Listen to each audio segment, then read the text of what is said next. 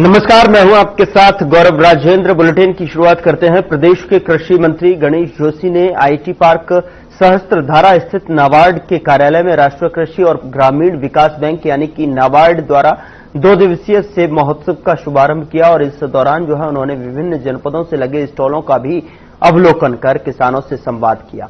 नाबार्ड ने पिछले वर्ष भी 1 दिवसीय सेब महोत्सव का आयोजन किया गया था और इस महोत्सव का उद्देश्य उत्तराखंड राज्य के सेब एवं कीवी उत्पादक कृषक उत्पादक संगठनों को ग्राहकों से सीधे जोड़ने के लिए एक मंच प्रदान करना है। इसके पीछे संस्करण की सफलता से प्रेरित होकर इस वर्ष सेब महोत्सव का भी आयोजन किया जा रहा है। इस अवसर पर कृषि मंत्री गणेश जोशी ने नाबार्ड द्वारा आयोजित इस आयोजन पर प्रसन्नता व्यक्त करते हुए कहा कि सेब महोत्सव उत्तराखंड के सेब उत्पादकों की मेहनत, नवाचार और कृषि उद्यमिता का उत्सव है। उन्होंने कहा कि यह पर्वतीय राज्य की कृषि क्षमता और किसानों की आत्मनिर्भरता का प्रतीक है। उन्होंने आगामी सेब महोत्सव में कृषि एवं उद्यान के उत्पादों को लगाने का नाबार्ड के अधिकारियों को कहा।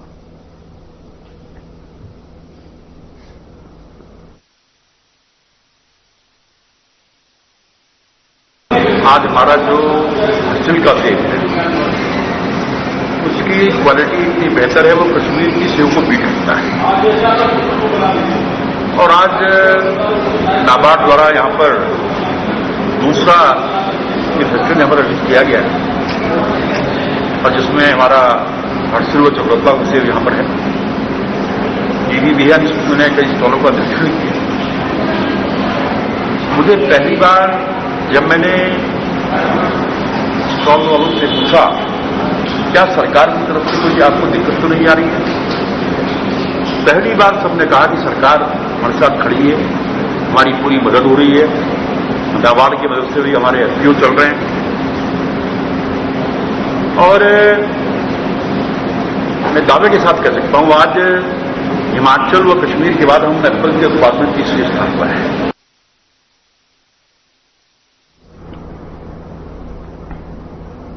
बताया कि प्रदेश में 25,000 युवाओं को सरकारी नौकरी दी गई है और पर्यटन एवं रोड कनेक्टिविटी में सुधार से लाखों को रोजगार मिला है। सुरेश जोशी ने कहा कि उत्तराखंड को सीआरएफ में करोड़ों रुपए का बजट मिला है और आपको बता दें कि ऋषिकेश का कर्णप्रयाग रेल लाइन जल्द शुरू होगी और दूरस्थ जिलों जैसे पिथौरागढ़ में मेडिकल कॉलेज स्थापित किए गए हैं। इसके अलावा सोलर ऊर्जा योजनाओं से प्रदेश को फायदा मिल रहा है और खनन शराब ठेकों से 2100 करोड़ रुपए का राजस्व प्राप्त हो रहा है। जोशी ने दावा किया कि तीसरी बार भी उत्तराखंड में बीजेपी की ही सरकार बनेगी। उन्होंने कांग्रेस पर कटाक्ष करते हुए कहा कि यह पार्टी नेतृत्व और विचार विहीन है।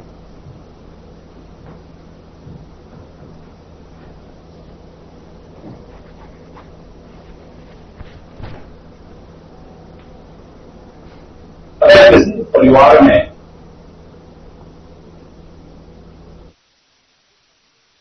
रोजगार तो ये रिपोर्ट आप देखेंगे तो मेकिंग इंडिया। देखिए, पहली बात तो यह है विपक्ष अगर जायज सवाल उठाता है तो जायज सवाल का समाधान करना सरकार का कर्तव्य है। विपक्ष ने आज तक मुझे नहीं दिखता कि कोई भी जायज सवाल उठाया हो, क्योंकि ये पहली सरकार है इन 25 वर्षों के कार्यकालखंड की जिसमें मुख्यमंत्री जी ने केंद्र के साथ एक बढ़िया अपना कॉन्टैक्ट बना करके, एक कनेक्टिविटी बना करके इस प्रदेश के हित के लिए, इस प्रदेश के विकास के लिए अरबों रुपए की योजनाएं स्वीकृत कराकर इस प्रदेश के विकास को तेजी से बढ़ाया है। अब मैं ये पूछना चाहता हूं, जो लोग हम पर सवाल उठा रहे हैं, अगर मैं स्वास्थ्य को ले लूं, क्या अल्मोड़े का मेडिकल कॉलेज प्रारंभ नहीं हो गया क्या?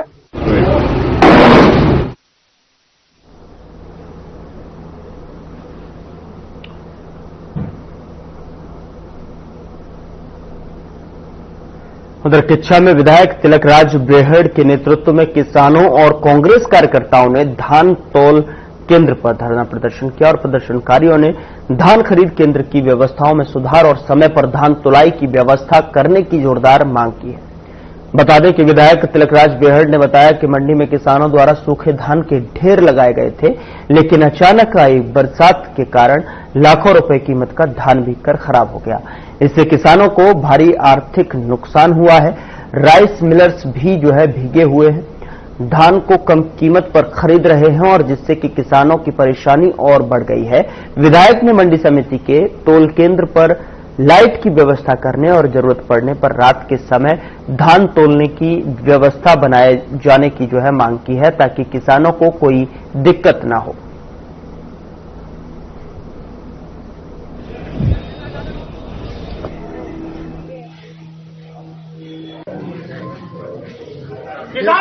देखिए 31 में धान जैसा था कि काफी बरसात आ गई तो काफी धान पड़ा हुआ था, जिसको रात को 9-10 बजे तक मैं और मेरी टीम यहाँ उपस्थित रही। एडीएम सर भी आए थे मेरे साथ ही चेकिंग कर, उन्होंने औचक निरीक्षण किया और हमने अधिकांश धान जो है सुबह 7 बजे से मैं फिर यहाँ मैं और मेरी टीम उपस्थित हुई और हमने सुबह भी धान तौल कराया, रात को भी कराया और मैं पूरी प्रयास करूंगी कि अब धान यहाँ इकट्ठा न होने पाए और शाम तक हम कोशिश करें कि हम धान को क्लियर करें।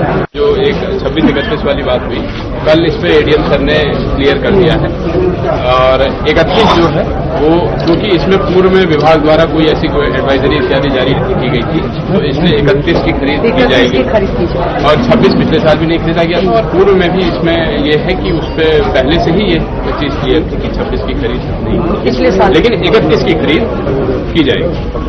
मोटी मोटी बात है कि धान किसानों का तुलना चाहिए और धान नहीं तुलेगा तो किसान कहाँ जाएगा। आगे बढ़ने के लिए हमने कहा है धान सारा तुलना चाहिए, देर तक तुलना चाहिए, लाइटों की व्यवस्था यहाँ होनी चाहिए और किसी भी किसान का धान तुलने से रहना नहीं चाहिए। सारी बातें हुई हैं खुल के, अधिकारियों ने इस बात को माना आरएससी और एसडीएम ने कि हम रोज का रोज जितना धान आएगा उतना तोलेंगे और मैं भी रोजाना चक्कर लगाऊंगा यहाँ पे, रात को भी देखेंगे हम आके कि धान तोल रहा है नहीं।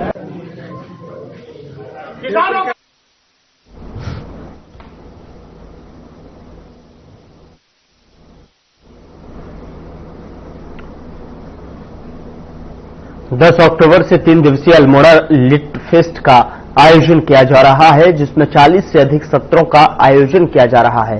फेस्टिवल में पद्मश्री डॉक्टर ललित पांडे के साथ देश के प्रतिष्ठित लेखक, कवि, कहानीकार और प्रकाशक जो है शिरकत करेंगे। बता दें कि सांस्कृतिक कार्यक्रमों में फाग दर्शन, होली गीत का भी आयोजन किया जाएगा।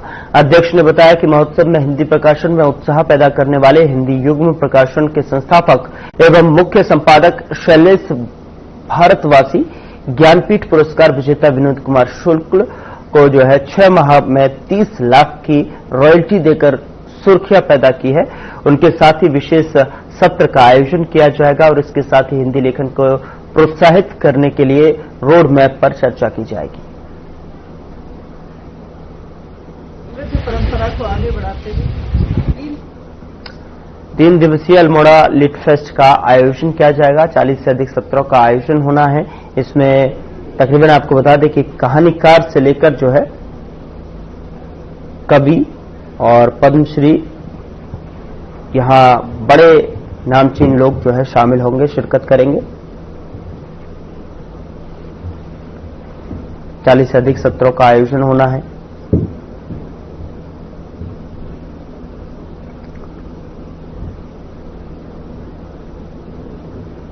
बड़े कहानीकार के साथ साथ यहां पर कवि और पद्मश्री गणमान्य लोग इस कार्यक्रम में शिरकत करेंगे। 3 दिवसीय अल्मोड़ा लिट फेस्ट का आयोजन होना है और ऐसे में 40 सत्र जो है इसके आयोजन होंगे और तैयारियां जोरों पर हैं और ऐसे में जो है 10 अक्टूबर से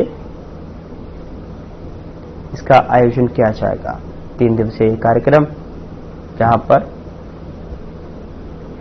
40 से अधिक जो है सत्रों का आयोजन होना है। कहानीकार से लेकर गीतकार तक इसमें गणमान्य लोग शामिल होंगे। अल्मोड़ा लिट फेस्ट का आयोजन किया जा रहा है 3 दिवसीय।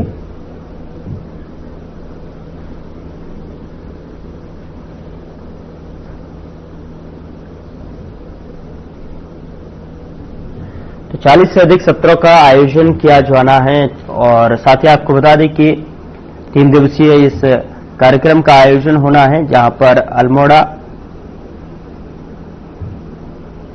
लिट फेस्ट का आयोजन किया जाएगा। कल 10 अक्टूबर से अल्मोड़ा के ऐतिहासिक महिला महल में एक अल्मोड़ा साहित्य महोत्सव की शुरुआत हो रही है। ये 10 अक्टूबर से लेकर के 12 अक्टूबर तक ये कार्यक्रम रहेगा। इसमें साहित्य, संस्कृति और पर्यावरण तथा हमारी आध्यात्मिकता को लेकर के और विभिन्न विषयों पर करीब 40 सत्रों में इसमें चर्चा रही। बताना पड़ेगा कि समृद्ध परंपरा को आगे बढ़ाते हुए। खबर खटीमा से है, जहां पर सीमांत खटीमा के झनकैया में बीती रात लगभग 9 बजे विधिवत पूजा अर्चना के बाद में मुख्य अतिथि और ब्लॉक प्रमुख प्रतिनिधि रविंद्र राणा और रामलीला कमेटी के पदाधिकारियों ने संयुक्त रूप से फीता काटकर रामलीला मंचन का शुभारंभ किया और इस अवसर पर अतिथियों को बैज लगाकर सम्मानित किया गया। कार्यक्रम के प्रथम दिवस पर नारद मोह और राम जन्म का भव्य और रोचक के साथ साथ आकर्षक मंचन देखने को मिला। वहीं कलाकारों ने अपने सुंदर अभिनय से दर्शकों को मंत्रमुग्ध कर वहीं आदर्श रामलीला कमेटी के प्रबंधक पूरन सिंह धामी ने बताया कि विगत 30 वर्षों से जो है लगातार यहां पर रामलीला का मंचन किया जा रहा है। उन्होंने क्षेत्र के अधिक से अधिक लोगों को कार्यक्रम में पहुंचकर भगवान श्री राम के आदर्शों का अनुकरण करने की और कार्यक्रम की शोभा बढ़ाने की अपील की है।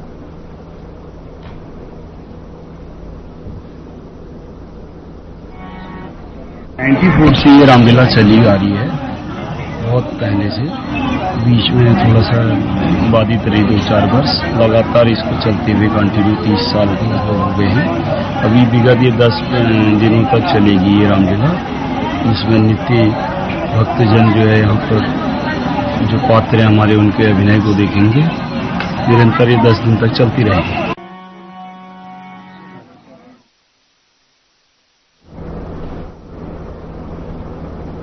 करवा चौथ के अवसर पर सुहागिनों में उत्साह का माहौल दिखाई दिया है। बता दें कि ऋषिकेश के बाजारों में महिलाओं की भीड़ से रौनक बनी रही। भले ही साप्ताहिक बाजार बंद थे, खासकर महिलाएं हाथों पर अपने पति के नाम की मेहंदी लगवा रही थी। त्रिवेणी घाट पर दर्जनों मेहंदी आर्टिस्ट महिलाओं के हाथों पर खूबसूरत मेहंदी डिजाइन कर रही थीं। पहली बार करवा चौथ का व्रत रख रही महिलाएं इस अवसर पर विशेष रूप से उत्साहित दिखाई दी। मेहंदी आर्टिस्ट अंकुर प्रजापति ने बताया कि करवा चौथ पर पति के नाम की मेहंदी का महत्व सबसे ज्यादा होता है, इसलिए महिलाएं इसे लगाने को लेकर बेहद उत्साहित नजर आती हैं। महिलाएं कहती हैं कि यह त्योहार उनके लिए पूरे साल का सबसे खास मौका है, क्योंकि यह पति की लंबी उम्र और सुखी वैवाहिक जीवन का प्रतीक माना जाता है।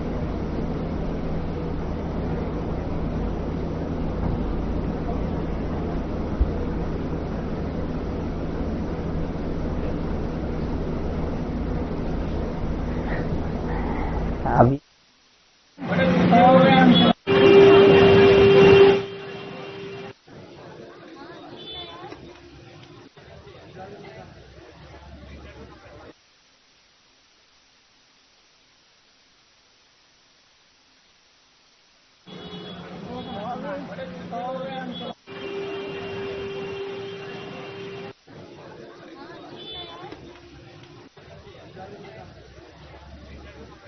यहां रुक रहे हैं एक छोटे से ब्रेक के लिए। ब्रेक के उस पार खबरों का सिलसिला लगातार जारी है।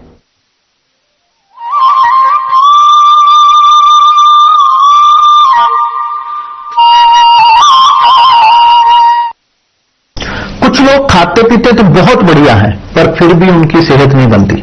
पिचके हुए गाल हैं, हड्डियां निकली हुई हैं, पैंटें ढीली हैं, कपड़े जचते नहीं, कोई पर्सनैलिटी नहीं। ऐसे लगता है इधर से खाए जा रहे हैं, उधर से निकले जा रहा है, क्योंकि उनका पाचन तंत्र खराब है। और जब तक के पाचन तंत्र दुरुस्त नहीं होगा, वो जितना मर्जी अच्छे से अच्छा खा ले, उनकी सेहत नहीं बन सकती।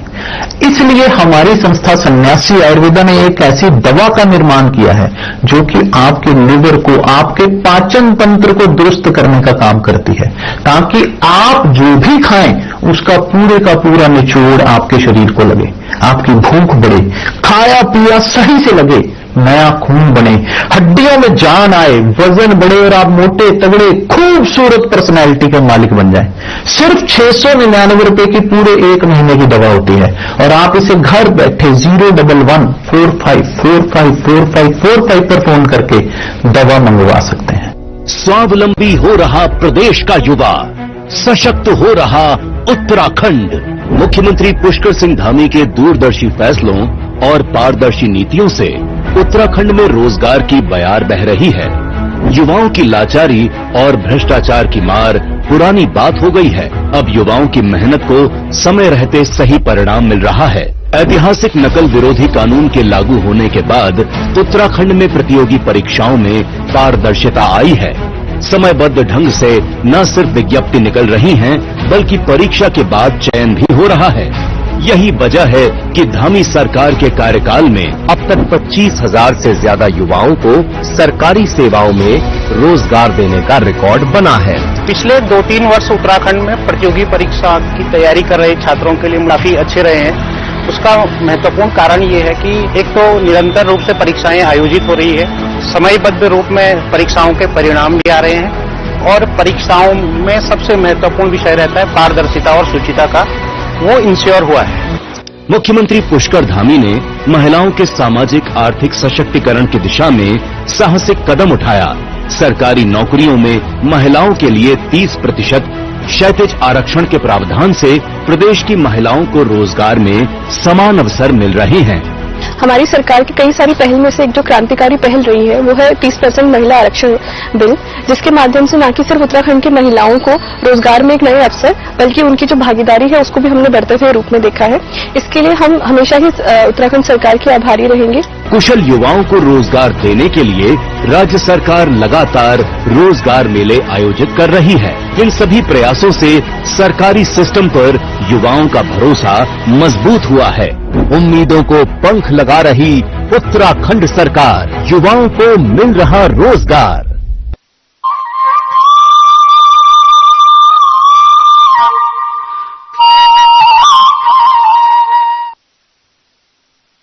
के बाद स्वागत है आपका। खबरों में आगे बढ़ते हैं। काशीपुर नगर क्षेत्र में महर्षि वाल्मीकि प्रकट दिवस के अवसर पर भगवान वाल्मीकि की भव्य शोभा यात्रा निकाली गई। यात्रा से पूर्व वाल्मीकि सभा भवन में पूजा अर्चना और सत्संग का आयोजन किया गया। बुधवार दोपहर करीब 3 बजे यात्रा मोहल्ला वाल्मीकि सभा भवन से शुरू होकर नगर के मुख्य मार्गों से होकर वापस वाल्मीकि भवन पहुंची। शोभा यात्रा में भगवान वाल्मीकि की झांकियों ने भक्तों का मन मोह लिया।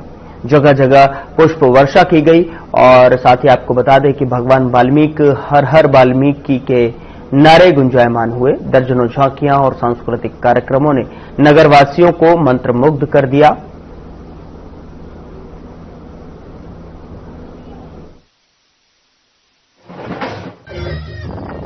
आज पूरे काशीपुर के अंदर हर्षोल्लास से भगवान वाल्मीकि जी की शोभा यात्रा निकाली जा रही है। भगवान वाल्मीकि का माल्य में सर हमने पूजा पाठ करके जो है जागरण किया था। आज पूरे काशीपुर के अंदर भगवान वाल्मीकि की शोभा यात्रा निकाली जा रही है। मैं सभी लोगों से आग्रह करूंगा कि भगवान वाल्मीकि की शोभा यात्रा में शामिल होकर लाभ उठाए और भगवान वाल्मीकि जी ने ज्ञान का प्रकाश हमें भराया है, उस प्रकाश का काम था। क्या वाल्मीकि क्या भी आज महर्षि वाल्मीकि प्रकट दिवस बहुत जोरों शोरों से मनाया जा रहा है, जिसमें हमारे शहर के सभी वाल्मीकि समाज के आसपास के सुबह शांति जोर शोर कर शहर की पब्लिक लगी पड़ी है। सब लोगों का जोर शोर से मान सम्मान हो रहा है। हमारे समाज के लोग अनेक प्रकार की झांकियां हैं और सभी लोग हमारे बंधु भाई हैं, यशोदा जी हैं और ये तक जी हैं। सब लोगों को सहयोग प्यार मिल रहा है। बहुत जोर शोर से शोभा यात्रा का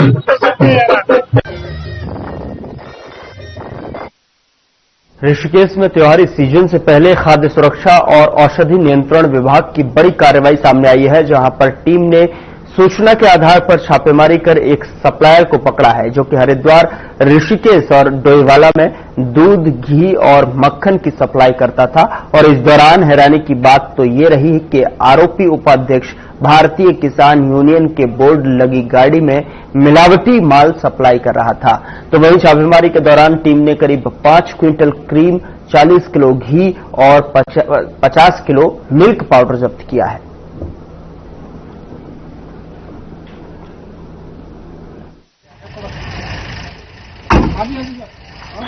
अब देखिए, ये आज इसमें इनके पास 5 क्विंटल क्रीम है और करीब 40 किलो के आसपास घी और 50 किलो स्किम्ड मिल्क पाउडर है।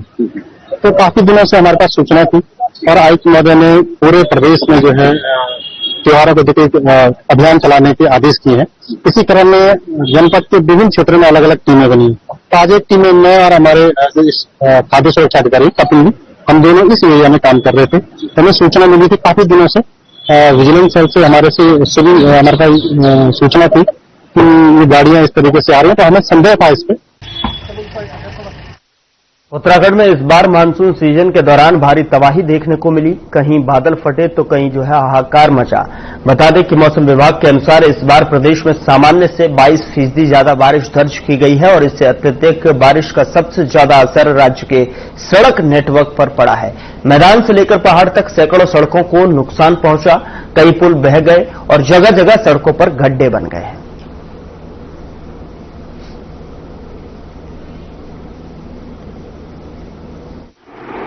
तो उन क्षतिग्रस्त सड़कों में प्राथमिकता के आधार पर जो प्रमुख मार्ग जो है उनका जो कि तय मरम्मत का कार्य कर रहे हैं, जो हम तीव्र गति से कि हमारे खंड के अंदर गतिमान है।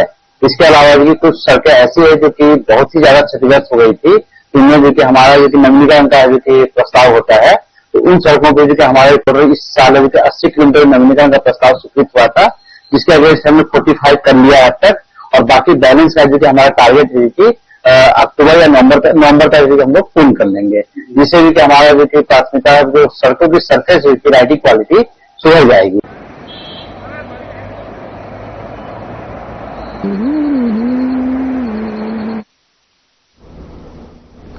सुहागिन महिलाओं के लिए खास पर्व करवा चौथ की तिथि को लेकर उलझन बरकरार है। जहां पर एक ओर पंचांग अनुसार कुछ ज्योतिषाचार्यों ने 9 अक्टूबर को व्रत रखने की सलाह दी है, तो वहीं दूसरी ओर कई पंडितों का कहना है कि चतुर्थी 10 अक्टूबर को पड़ रही है। तिथि के इस अंतर को लेकर महिला वर्ग में असमंजस की स्थिति बनी हुई है।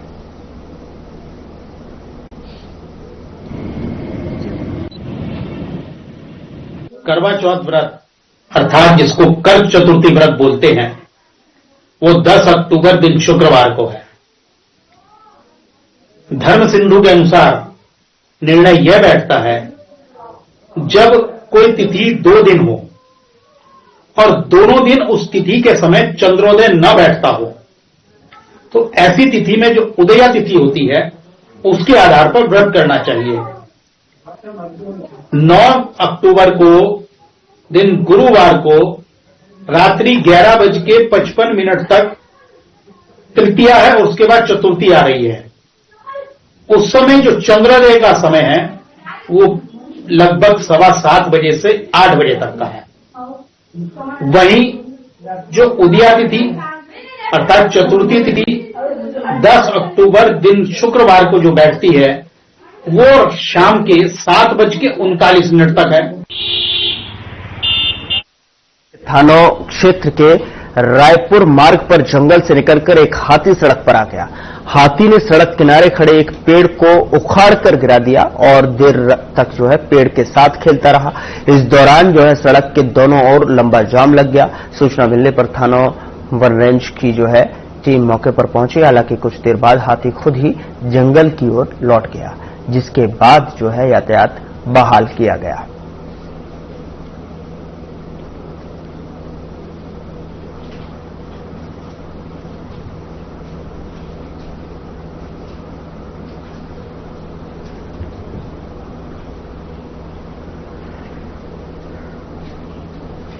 सीएम धामी ने दिल्ली दौरे के दौरान केंद्रीय रेल मंत्री अश्विनी वैष्णव से मुलाकात कर प्रदेश में रेल अवसंरचना के विकास के संबंध में चर्चा की और सीएम ने केंद्रीय मंत्री से देहरादून एवं हरिद्वार रेलवे स्टेशनों को आदर्श रेलवे स्टेशन के रूप में विकसित किए जाने के लिए इनके विस्तार और सुदृढ़ीकरण के साथ ही हरिद्वार देहरादून रेल लाइन दोहरीकरण के पूर्ण व्यवहार का वहन केंद्र सरकार द्वारा किए जाने का अनुरोध किया है। रेल मंत्री ने देहरादून टनकपुर साप्ताहिक ट्रेन को सप्ताह में 3 बार संचालित किए जाने पर सहमति प्रदान की है।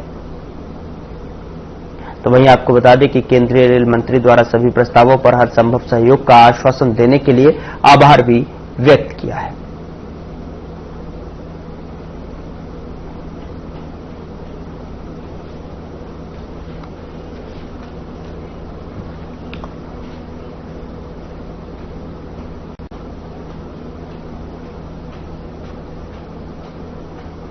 फिलहाल बुलेटिन में इतना ही।